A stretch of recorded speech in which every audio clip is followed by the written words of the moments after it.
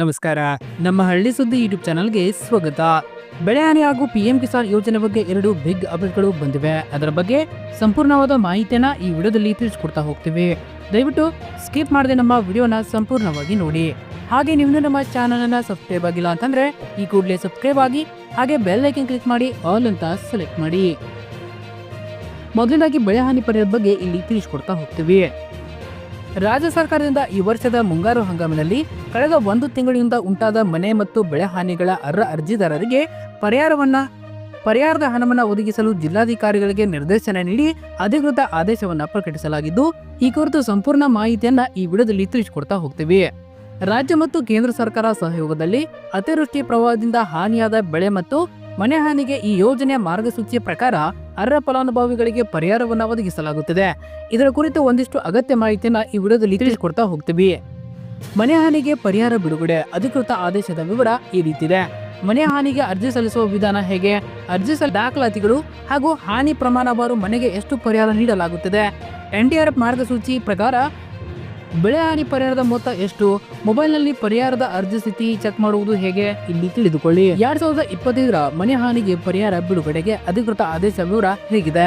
2025 ಸಾಲಿನ ಮುಂಗಾರು ಹಂಗಾಮಿನಲ್ಲಿ ಉಂಟಾಗುವ ಅತಿವೃಷ್ಟಿ ಪ್ರವಾಹದಿಂದ ಹಾನಿಯಾದ ಮನೆಗಳು ಪುನರ್ ನಿರ್ಮಾಣ, ದುರಸ್ತಿ ಕಾರ್ಯ ಹಾಗೂ ಪ್ರವಾಹದಿಂದಾಗಿ ಮನೆಯ ಗೃಹೋಪಯೋಗಿ ವಸ್ತುಗಳನ್ನು ಕಳೆದುಕೊಂಡ ಸಂತ್ರಸ್ತರಿಗೆ ಪರಿಹಾರವನ್ನು ನೀಡುವ ಕುರಿತು ಸರ್ಕಾರದ ಆದೇಶ ನಿಗದಿಪಡಿಸಿರುವ ಪರಿಹಾರ ಮೊತ್ತವನ್ನು ಈ ಕೆಳಗಂಡಂತೆ ಪಾವತಿಸಲು ನಿರ್ದೇಶನ ನೀಡಲಾಗಿದೆ. ಅತಿವೃಷ್ಟಿ ಪ್ರವಾಹದಿಂದ ಮನೆಯ ಗೋಡೆಗಳೊಂದಿಗೆ ಮೇಲ್ಛಾವಣಿ ಕುಸಿತ ಹಾಗೂ ಹಾನಿಯಾದ ಮನೆಗಳನ್ನು ಸಂಪೂರ್ಣ ಹಾನಿಯಾದ ಮನೆ ಎಂದು ಪರಿಗಣಿಸಲಾಗುವುದು.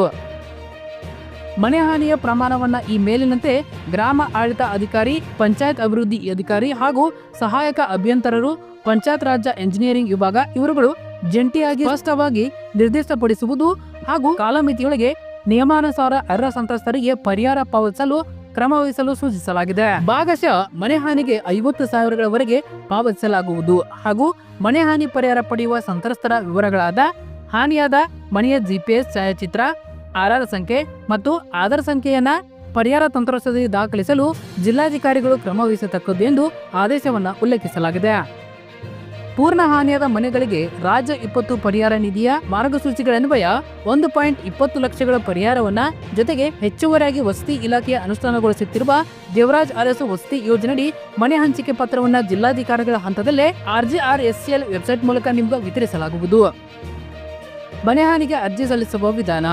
ಈ ವರ್ಷದ ಪೂರ್ವ ಮುಂಗಾರು ಮತ್ತು ಮುಂಗಾರು ಹಂಗಾಮಿನಲ್ಲಿ ಬಂದ ಮಳೆಗೆ ಹಾನಿಯಾಗಿರುವ ಫಲಾನುಭವಿಗಳು ಅಗತ್ಯ ದಾಖಲಾತಿಗಳನ್ನು ತೆಗೆದುಕೊಂಡು ನಿಮ್ಮ ಹಳ್ಳಿಯ ವ್ಯಾಪ್ತಿಯ ಗ್ರಾಮ ಪಂಚಾಯಿತಿ ಹಾಗೂ ಗ್ರಾಮ ಲೆಕ್ಕಾಧಿಕಾರಿಗಳ ಕಚೇರಿಯನ್ನು ಭೇಟಿ ಮಾಡಿ ಅರ್ಜಿಯನ್ನು ಸಲ್ಲಿಸಬೇಕು. ಅರ್ಜಿ ಸಲ್ಲಿಸಲು ಬೇಕಾಗುವ ದಾಖಲಾತಿಗಳು: ಅರ್ಜಿದಾರರ ಆಧಾರ್ ಕಾರ್ಡ್ ಪ್ರತಿ, ಬ್ಯಾಂಕ್ ಪಾಸ್ಬುಕ್ ಪ್ರತಿ, ಮನೆ ಹಾನಿ ಫೋಟೋ, ಕುಟುಂಬದ ರೇಷನ್ ಕಾರ್ಡ್ ಪ್ರತಿ, ಮೊಬೈಲ್ ನಂಬರ್ ಬೇಕಾಗುತ್ತದೆ. ಹಾನಿ ಪ್ರಮಾಣವಾರು ಮನೆಗೆ ಎಷ್ಟು ಪರಿಹಾರ ನೀಡಲಾಗುತ್ತದೆ? ಹೌದು, ಅತಿ ಸಣ್ಣ ಪ್ರಮಾಣದ ಹಾನಿಗೆ 15% ಮೇಲ್ಪಟ್ಟು ಹಾಗೂ 20ಕ್ಕಿಂತ ಕಡಿಮೆ ಹಾನಿಯಾದರೆ ಮನೆಯ ಮೇಲ್ಛಾವಣಿ, ಹಂಚು ಸೀಟುಗಳು, ಬಾಗಿಲು ಕಿಟಕಿಗಳು ಹಾನಿ ಹಾಗೂ ಇನ್ನಿತರ ಸಣ್ಣ ಪುಟ್ಟ ಹಾನಿಗೆ 6,500 ರೂಪಾಯಿ ಪರಿಹಾರ ನೀಡಲಾಗುವುದು. ಮಧ್ಯಮ ಪ್ರಮಾಣದ ಮನೆ ಹಾನಿಗೆ ಮನೆಗಳ ಗೋಡೆಗಳ ಬಿರುಕು, ಸಣ್ಣ ಪ್ರಮಾಣದ ಕುಸಿತ ಇದಕ್ಕೆ 25,000 ರೂಪಾಯಿ ಪರಿಹಾರ ನೀಡಲಾಗುವುದು. ಹೆಚ್ಚು ಪ್ರಮಾಣದ ಮನೆ ಹಾನಿಗೆ ಮನೆಯ ಗೋಡೆಗಳ ಕುಸಿತ ಹಾಗೂ ಮೇಲ್ಛಾವಣಿಗೆ 50,000 ರೂಪಾಯಿ ಪರಿಹಾರ ನೀಡಲಾಗುವುದು. ಇನ್ನು ಮಾರ್ಗಸೂಚಿ ಪ್ರಕಾರ ಬೆಳೆ ಹಾನಿ ಪರಿಹಾರದ ಮೊತ್ತ ಈ ರೀತಿ ಇದೆ. NDRF ಮಾರ್ಗಸೂಚಿ ಪ್ರಕಾರ ಬೆಳೆ ಯೋಜನೆಯನ್ನು ಹೊರತುಪಡಿಸಿ ಬೆಳೆ ಹಾನಿ ಪರಿಹಾರ ಯೋಜನೆಯಡಿ ಅತಿಯಾದ ಮಳೆಯಿಂದ ಹಾನಿಗೆ ಒಳಗಾದ ಬೆಳೆ ಕ್ಷೇತ್ರಕ್ಕೆ ಈ ಕೆಳಗೆ ತಿಳಿಸಿರುವ ಪರಿಹಾರದ ಆರ್ಥಿಕ ನೆರವನ್ನ ಅರ್ಜಿ ಸಲ್ಲಿಸಿದ ಅರ್ಹ ರೈತರಿಗೆ ನೀಡಲಾಗುತ್ತದೆ. 1 ಎಕರೆ ತೋಟಗಾರಿಕಾ ಬೆಳೆ ಹಾನಿಯಾಗಿದ್ದರೆ ರು 22,500 ರೂಪಾಯಿ ಸಿಗಲಿದೆ. 1 ಎಕರೆ ಕೃಷಿ ಬೆಳೆ ಹಾನಿಯಾಗಿದ್ದರೆ 8,500 ರೂಪಾಯಿಯಿಂದ 13,500 ರೂಪಾಯಿ ಪರಿಹಾರವನ್ನು ಒದಗಿಸಲಾಗುತ್ತದೆ. ಬೆಳೆ ಪರಿಹಾರ ಪಡೆಯಲು ಅರ್ಜಿ ಸಲ್ಲಿಸುವ ವಿಧಾನ. ರಾಜ್ಯ ಸರ್ಕಾರದಿಂದ ಅತಿವೃಷ್ಟಿಯಿಂದ ಹಾನಿಗೀಡಾಗಿರುವ ಜಿಲ್ಲೆಗಳಲ್ಲಿ ಸಾರ್ವಜನಿಕರಿಗೆ ಆರ್ಥಿಕವಾಗಿ ನೆರವು ನೀಡಲು ಪರಿಹಾರವನ್ನು ಒದಗಿಸಲಾಗಿದ್ದು, ಅರ್ಹ ಫಲಾನುಭವಿ ನಾಗರಿಕರು ಮನೆ ಹಾನಿಗೆ ಒಳಗಾದರೆ ನಿಮ್ಮ ಹಳ್ಳಿಯ ಗ್ರಾಮ ಪಂಚಾಯಿತಿಯನ್ನ ಭೇಟಿ ಮಾಡಿ ಅರ್ಜಿ ಸಲ್ಲಿಸುವುದು ಅಗತ್ಯವಾಗಿದೆ. ಕೃಷಿ ಬೆಳೆ ಉದಾಹರಣೆಗೆ ಭತ್ತ, ಮೆಕ್ಕೆಜೋಳ, ರಾಗಿ ಬೆಳೆಗಳು ಅತಿಯಾದ ಮಳೆಯಿಂದ ಹಾನಿಯಾದರೆ ನಿಮ್ಮ ಹೋಬಳಿಯ ರೈತ ಸಂಪರ್ಕ ಕೇಂದ್ರವನ್ನ, ಇದೇ ರೀತಿ ತೋಟಗಾರಿಕಾ ಬೆಳೆ ಹಾನಿಯಾದರೆ ತೋಟಗಾರಿಕಾ ಇಲಾಖೆಯನ್ನು ನೇರವಾಗಿ ಭೇಟಿ ಮಾಡಿ ಅರ್ಜಿದಾರರು ಆಧಾರ್ ಕಾರ್ಡ್ ಪ್ರತಿ, ಬ್ಯಾಂಕ್ ಪಾಸ್ಬುಕ್, ಜಮೀನಿನ ಪಹಣಿ, ಸರ್ವೆ ನಂಬರ್ ಅನ್ನು ಒದಗಿಸಿ ಆನ್ಲೈನ್ ಮೂಲಕ ಅರ್ಜಿಯನ್ನು ಸಲ್ಲಿಸಬಹುದಾಗಿದೆ. ಅರ್ಹ ಅರ್ಜಿದಾರರಿಗೆ ವಿತರಿಸಲು ಡಿಜಿಟಲ್ ವ್ಯವಸ್ಥೆ ಮಾಡಲಾಗಿದೆ. ಹೌದು, ಬೆಳೆ ಮತ್ತು ಮನೆ ಹಾನಿಯಾದರೆ ಪರಿಹಾರದ ಆರ್ಥಿಕ ನೆರವನ್ನ ಮಧ್ಯವರ್ತಿ ಹಾವಳಿ ಇಲ್ಲದೆ ಅರ್ಹ ಫಲಾನುಭವಿಗಳಿಗೆ ವರ್ಗಾವಣೆ ಮಾಡಲು ರಾಜ್ಯ ಸರ್ಕಾರದಡಿ ಕಾರ್ಯನಿರ್ವಹಿಸುವ ಕಂದಾಯ ಇಲಾಖೆಯಿಂದ ಪರಿಹಾರದ ಅರ್ಜಿ ವಿಲೇವಾರಿಗೆ ಪರಿಹಾರ ತಂತ್ರಾಂಶವನ್ನು ಅಭಿವೃದ್ಧಿಪಡಿಸಲಾಗಿದೆ. ಈ ಜಾಲತಾಣದಲ್ಲಿ ಇಲಾಖೆಯ ಅಧಿಕಾರಿಗಳು ಮೊದಲ ಹಂತದಲ್ಲಿ ಅರ್ಜಿದಾರರು ಸಲ್ಲಿಸುವ ಅರ್ಜಿಯನ್ನ ಅಪ್ಲೋಡ್ ಮಾಡಲಾಗುತ್ತದೆ. ಬಳಿಕ ದಾಖಲಾತಿ ಮತ್ತು ಸ್ಥಳ ಪರಿಶೀಲನೆ ಮಾಡಿ ಅರ್ಹ ಫಲಾನುಭವಿಗಳಿಗೆ ನೇರ ನಗದು ವರ್ಗಾವಣೆ ಮೂಲಕ ಅರ್ಜಿದಾರರ ಬ್ಯಾಂಕ್ ಖಾತೆಗೆ ನೇರವಾಗಿ ಪರಿಹಾರ ಹಣ ವರ್ಗಾವಣೆ ಮಾಡಲಾಗುತ್ತದೆ. ಅರ್ಜಿ ಸಲ್ಲಿಸಲು ದಾಖಲಾತಿಗಳು: ರೈತರ ಹಾನಿಯಾದ ಜಮೀನಿನ ಪಹಣಿ, Aadhaar card, bank passbook, mobile number ಬೇಕಾಗುತ್ತದೆ. ಪಿಎಂ ಕಿಸಾನ್ ಸನ್ಮಾನ್ ನಿಧಿ ಯೋಜನೆ 20ನೇ ಕಂತು ಯಾವಾಗ ಜಮಾ ಆಗಲಿದೆ ಅದರ ಬಗ್ಗೆ ಸಂಪೂರ್ಣವಾದ ಮಾಹಿತಿಯನ್ನು ಇಲ್ಲಿ ತಿಳಿಸಿಕೊಡ್ತಾ ಹೋಗ್ತೀವಿ. ಭಾರತದ ಅನೇಕ ರೈತರಿಗೆ ಒಂದು ಪ್ರಮುಖ ಸುದ್ದಿ ಇದೆ. ಹೌದು, ಪ್ರಧಾನಮಂತ್ರಿ ಕಿಸಾನ್ ಸನ್ಮಾನ್ ನಿಧಿ ಯೋಜನೆಯ 20ನೇ ಕಂತಿನ ಬಗ್ಗೆ ಒಂದು ಪ್ರಮುಖ ಮಾಹಿತಿ ಬಂದಿದೆ. ಹೌದು, ಪ್ರಧಾನಮಂತ್ರಿ ಕಿಸಾನ್ ಸನ್ಮಾನ್ ನಿಧಿ ಯೋಜನೆಯ 20ನೇ ಕಂತಿಗಾಗಿ ಕಾಯುತ್ತಿರುವ ಲಕ್ಷಾಂತರ ರೈತರಿಗಾಗಿ ಮುಂದಿನ ವಾರ ಅಂದ್ರೆ 2,000 ರೂಪಾಯಿ ಜಮಾ ಆಗಲಿದೆ.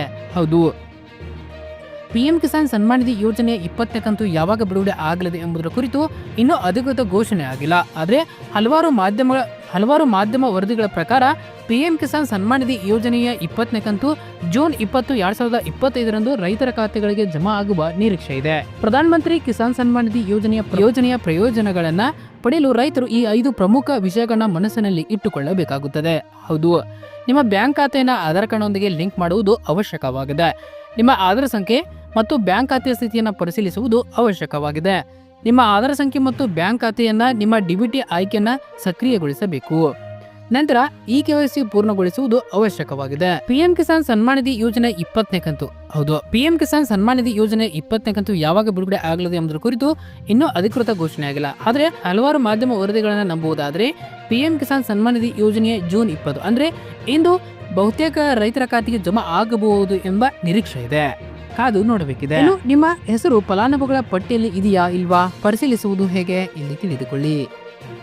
ಪಿಎಂ ಕಿಸಾನ್ ಅಧಿಕೃತ ವೆಬ್ಸೈಟ್ಗೆ ಭೇಟಿ ನೀಡಬೇಕು. ನಂತರ ಅಲ್ಲಿ ಪೇಮೆಂಟ್ ಸಕ್ಸಸ್ ಟ್ಯಾಬ್ ಅಡಿಯಲ್ಲಿ ನೀವು ಭಾರತದ ನಕ್ಷೆ ಕಾಣಿಸುತ್ತದೆ. ಬಲಭಾಗದಲ್ಲಿ ಡ್ಯಾಶ್ಬೋರ್ಡ್ ಎಂಬ ಹಳದಿ ಟ್ಯಾಬ್ ಕಾಣುತ್ತದೆ. ಡ್ಯಾಶ್ಬೋರ್ಡ್ ಮೇಲೆ ಕ್ಲಿಕ್ ಮಾಡಿ. ನಂತರ ಕ್ಲಿಕ್ ಮಾಡಿದ ನಂತರ ನಿಮ್ಮನ್ನ ಹೊಸ ಪುಟಕ್ಕೆ ಕರೆದೊಯ್ಯುತ್ತದೆ. ಡ್ಯಾಶ್ಬೋರ್ಡ್ ಟ್ಯಾಬ್ನಲ್ಲಿ ನಿಮ್ಮ ಸಂಪೂರ್ಣ ವಿವರಗಳನ್ನು ಭರ್ತಿ ಮಾಡಬೇಕಾಗುತ್ತದೆ. ನಂತರ ರಾಜ್ಯ, ಜಿಲ್ಲೆ, ಉಪಜಿಲ್ಲೆ ಮತ್ತು ಪಂಚಾಯತ್ ಆಯ್ಕೆ ಮಾಡಿ ನಂತರ ಶೋ ಬಟನ್ ಮೇಲೆ ಕ್ಲಿಕ್ ಮಾಡಬೇಕು. ಇದಾದ ನಂತರ ನೀವು ನಿಮ್ಮ ವಿವರಗಳನ್ನು ಆಯ್ಕೆ ಮಾಡಬಹುದು. ಅದರ ನಂತರ ಗೆಟ್ ರಿಪೋರ್ಟ್ ಬಟನ್ ಮೇಲೆ ಕ್ಲಿಕ್ ಮಾಡಿ. ನಂತರ ಈಗ ನೀವು ಫಲಾನುಭವಿಗಳ ಪಟ್ಟಿಯಲ್ಲಿ ನಿಮ್ಮ ಹೆಸರು ಇದೆಯಾ ಇಲ್ವಾ ಎಂದು ಒಂದ್ಸಾರಿ ಅಲ್ಲಿ ಚೆಕ್ ಮಾಡಿಕೊಳ್ಳಿ. ಒಂದು ವೇಳೆ ಆ ಪಟ್ಟಿಯಲ್ಲಿ ನಿಮ್ಮ ಹೆಸರು ಇಲ್ಲ ಅಂದ್ರೆ ನಿಮ್ಮ ಹತ್ತಿರದ ಕೃಷಿ ಇಲಾಖೆಗೆ ಭೇಟಿ ನೀಡಿ ಅಲ್ಲಿ ಕೂಡ ನೀವು ಸಂಪರ್ಕಿಸಬಹುದು. ಧನ್ಯವಾದಗಳು. ಇದೇ ರೀತಿ ಹೆಚ್ಚಿನ ಮಾಹಿತಿಗಾಗಿ ನಮ್ಮ ಹಳ್ಳಿ ಸುದ್ದಿ ಯೂಟ್ಯೂಬ್ ಚಾನೆಲ್ ಅನ್ನು ಸಬ್ಸ್ಕ್ರೈಬ್ ಆಗಿ. ಧನ್ಯವಾದಗಳು.